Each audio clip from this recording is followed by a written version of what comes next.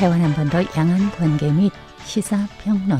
안녕하십니까. 5월 11일台湾한반도 양안 관계 및 시사평론입니다. 오늘은台湾, 한국, 일본 3국의 탈중국화와 신남향 정책을 주제로 진행합니다.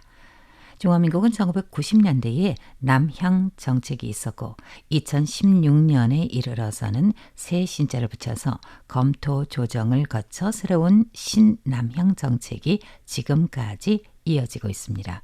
한국과 일본도 신남방 정책, 남진 정책이 있으며 한국의 경우 특히 문재인 전 대통령 시대부터 본격적으로 실시되어 왔습니다.台湾에서 말하는 신남향 정책은 민주진보당 집권 시대인蔡英원总統과 지금의 라이칭더总統을 거치며 시행된 지 10년을 넘기고 있습니다. 1990년대의 남향 정책은 양안 무역이 활발하던 시기에 브레이크를 밟으며 의존도를 낮추고 리스크를 분산한다는 현실적인 취지와 이데올로기 또는 정치적으로 양안 관계가 실제로 변화하도록 촉진하는 정책이 됐습니다. 즉 중화민국 정부의 외교 및 경제 정책으로台湾기업의 해외 투자를 동남아로 이전하도록 장려하고 경제력을 통해서 정치적 영향력을 확대하는 동시에台湾의 대중국 투자 의존도를 낮추기 위한 목적을 가지고 있었습니다. 90년대 자유중국의 소리 한국어 방송에서도 한창 남향 정책 및 계급 용인, 즉 서두르지 말고 인내하라는 의미의 용어를 사용했던 게 기억납니다. 또한台湾의 신남향 정책 목표 지역은 아세안 10개국, 남아시아 6개국, 그리고 호주와 뉴질랜드를 포함합니다. 이 가운데 인도네시아, 필리핀, 베트남, 태국, 말레이시아, 미얀마, 인도 등 7개국을 중점 대상국으로 운영하고 있으며 경제무역 협력, 인재교류, 자원공유, 지역 연계의 4가지 핵심 분야가 있고 또 사람을 중심으로 하는 전략, 즉 동남아를 단순한 생산기지로 바라보는 게 아니라는 전략을 취하고 있습니다. 일본은 1970년대로 거슬러 올라가 동남아를 목표로 하는 정책을 펼쳤던 걸 확인할 수 있습니다. 거의 반세기 전입니다. 후쿠다 다케오 총리가 1977년 마닐라에서 일명 후쿠다 독트린을 제시했는데 이 중에 일본은 군사적인 대국이 되지 않는다를 비롯해서 일본은 아세안 국가들과는 대등한 협력자가 될 것이고 또 문화와 교육 교류를 통해서 아세안 국가들과 서로 마음이 통하는 관계를 구축한다는 3가지 원칙이 담긴 독트린이 발표된 후 이미 10여 명의 일본 총리를 거쳐오는 동안에도 해당 내용이 깨지지 않고 지속 발전되어 왔습니다. 한국은 2017년 당시 문재인 대통령이 신남방 정책을 추진하며 우호적인 설린 외교를 강조했는데 아세안과의 협력을 사람, 평화, 상생번영의 3P 공동체 개념 아래서 심화하는 것을 목표로 했습니다. 문 대통령의 신남방 정책 시행 이후 지금까지 10년 동안 무역 다변화 및 문화 교류에 적극적으로 나서며 동남아 국가와의 관계를 빠르게 강화했습니다.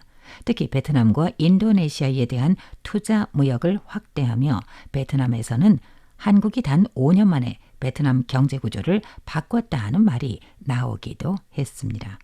최근 일본 총리 다카이치 사나에는 아시아 탄소중립 공동체 온라인 정상회의에서 파워 아시아 계획의 출범을 발표하며 역내 에너지 공급망 회복력 강화를 위해서 미화 100억 불을 투입하겠다고 밝혔습니다. 다카이치 총리의 발표에 대해서 필리핀 마르코스 대통령, 말레이시아 안와르 총리, 싱가포르 황신차이 총리 겸 재무장관, 태국 아누틴 총리 겸 내무장관, 베트남 레미홍 총리, 동티모르 조제 라모스 오르타 대통령, 남아시아 방글라데시 타레크 라만 총리, 그리고 한국 김민석 국무총리도 환영의 뜻을 밝혔습니다. 회의 후에 공동성명에서는 호르무즈 해협의 항행 안전을 유지하기 위해서 노력한다는데 합의하고 또한 에너지 공급 중단 위험에 공동 대응하기로 했습니다. 한국과 일본이 추진하는 이해를 먼저 든 것은台湾이 신남양 정책을 검토하면서 우리가 한국과 일본으로부터 배울 만한 점이 분명히 있다고 여겼기 때문입니다. 실질적으로 한국과 일본은 현재의 남양 정책을 추진하면서台湾이 아직 달성하기 어려운 조건들을 갖추고 있습니다. 예컨대 국제안보 ARF 즉 아세안 지역 포럼 등 공식적이고 다각적인 안보 대화, 대형 국제기업의 현지 투자 및 인프라 건설, 그리고 RCEP과 CPTPP를 통한 경제적 혜택 공유 등을 들 수 있습니다. 이러한 일본과 한국의 국가 차원의 아세안 심화 전략을 고려할 때台湾 역시 그동안의 정책을 진지하게 재검토하고 한국과 일본의 사회, 문화, 교육, 교류 경험을 참고할 필요가 있습니다. 이들 국가들의 관계 발전 경험을 참고해 적절히 개선해 나가야 합니다. 그렇다면台湾은 앞으로 어떻게 해야만 신남양 정책을 성공적으로 이끌어 나갈 수 있을까요?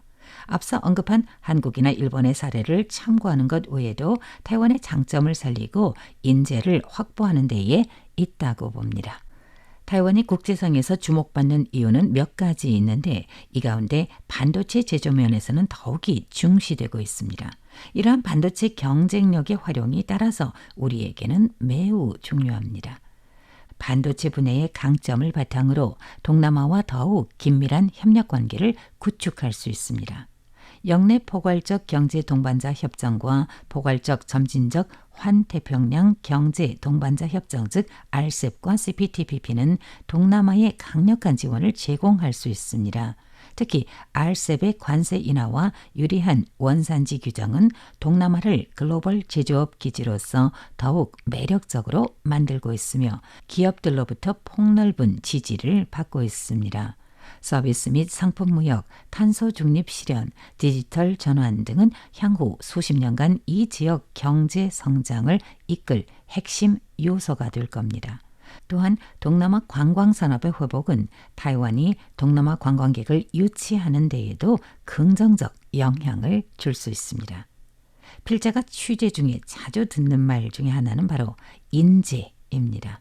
저출산과 인력 부족을 뛰어넘어 사람을 인재로 양성하고 단순한 인력이 아닌 인재로 대우해야 한다는 개념에 100% 공감합니다.